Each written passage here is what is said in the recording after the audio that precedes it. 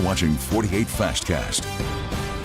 All right, y'all, welcome in 7:01. Beautiful start to our day there. Just a beautiful sunrise behind us, mild temperatures, and it will warm up, but not anything crazy. Yeah, nothing too hot outside. It's sort of a nice day. It's going to, those 80s, if that's too hot for you, well, you living here is probably not a good AC's still running at the Burke house, and I'm sure it is at yours as well. Yeah, we're in the mid to maybe even upper 80s later on today. Not awfully humid. There's a small chance with a little bit of the moisture we have available to maybe see an isolated shower or two popping up for parts of Sand Mountain, but 86. We are above average. Average high now 82. We have a weak front coming in Wednesday into Thursday, knocks down our temperatures just a hair. Also brings in some much drier air, and you'll feel that dry air coming in by the weekend. This weekend looks so nice for anything you have planned outside. Mentioned the small chance for a shower today and tomorrow. Some of you yesterday did see a very isolated rogue shower or two popping up, and we're expecting that again today through the late afternoon, even into the early evening. I mentioned the front. Look at the humidity levels falling off by Friday into the weekend. Very dry air. We've got now Hurricane Imelda, Category 1 storm, 75-mile-per-hour winds, Category 3 Hurricane Umberto, and that's the reason we'll include the mention of some stray showers coming into northeast Alabama later today. This is your 48 First Alert Road Report, sponsored by Bankston Motorhomes. We're getting ready to head out the door here in Huntsville. The Parkway is looking very, very good right now. Things moving very smoothly there at 7:02.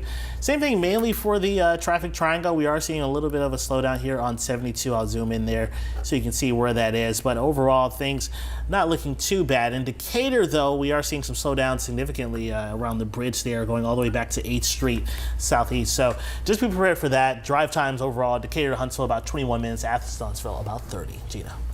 Jonathan, thank you. All new this morning, the case against a Lauderdale County man accused of setting fire to a relative's shed is moving toward a trial. The case dates back to March when local firefighters got a call about a mobile home on fire.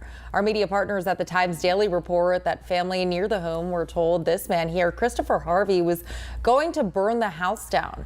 After firefighters put the mobile home fire out, Harvey's accused of setting fire to a shed and then taking off. No one was hurt, and his arraignment is set for December 9th. A Huntsville man was arrested after witnesses say he pointed a gun at people outside of a grocery store in Kentucky.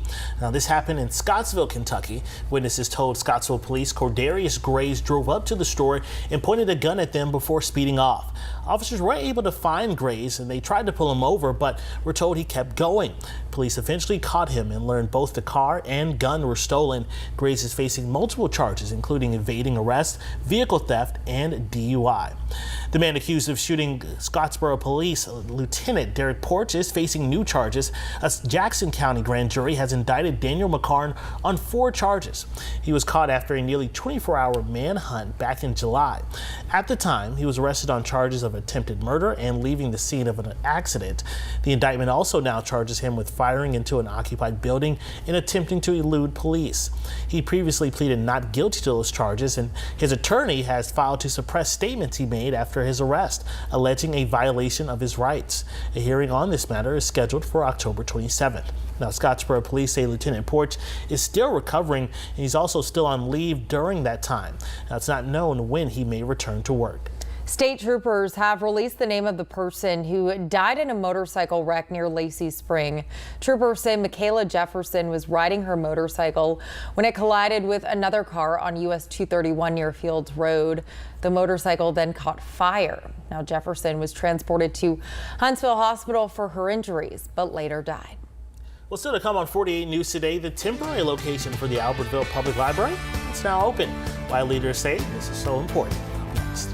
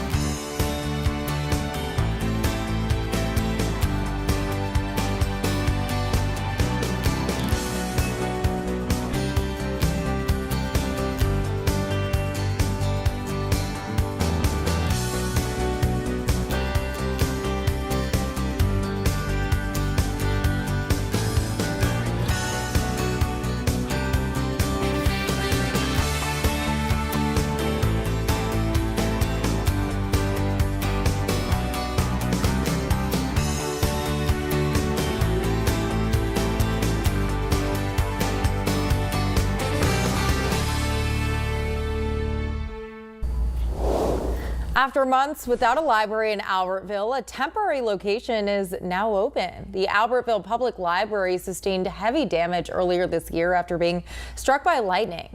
Now the new temporary location is on Main Street downtown. It will stay open while the city works to rebuild the old building. The library director says when they opened the doors yesterday, it almost felt like they were opening for the very first time. It was a bit surreal because it's been a while and it almost feels like it's brand new, even though it's something we've done, just having a new place. It's different. The entire kids section of books is available for readers. However, due to limited space, the library currently only has large print fiction in the adult section.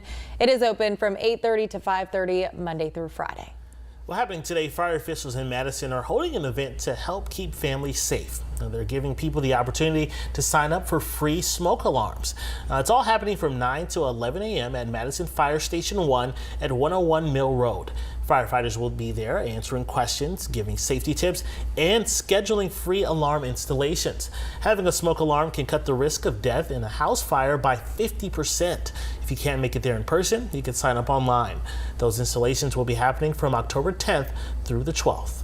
Now, your First Alert weather with meteorologist Eric Burke. Smoke alarms, so important, along with carbon monoxide detectors, and why not have a NOAA weather radio too? That's tried and tested method of alerting you to incoming severe weather. Temperatures today hotter than what you'd expect for the last day of September, but nothing unbearable. Feels like temperatures will be in the upper 80s to low 90s. We go to future radar here at 10:30 this morning, and you'll notice it just kind of throws out some of those green little dots, and that's that isolated shower potential as we go through the afternoon and evening, mostly favoring areas towards Sand Mountain, Marshall, Jackson, and DeKalb counties. Wind today out of the north and northeast about 3 to 7 miles per hour. We do have some fog right now over Marshall County and Lake Gunnersville. Told you Hurricane Center just put this out. Now hurricane emailed us 75-mile-per-hour winds. It's a Cat 1 storm tracking off to the northeast. Might have some impacts there for Bermuda down the road. Great day to take the kids to the park or the playground. Enjoy the sunshine early before more clouds start to build in as we go into the afternoon and evening, but really a good looking stretch as we head into the month of October. The weekend looks fantastic, and early next week we could see maybe a few days bringing us some isolated shower potential. All right. Thank you, Eric, and thank you for watching the 48 Fastcast. All right, make sure you tune back in for streaming at Talking TVL at 10 o'clock and then 10:30 Weather Extra. Until then, have a great day.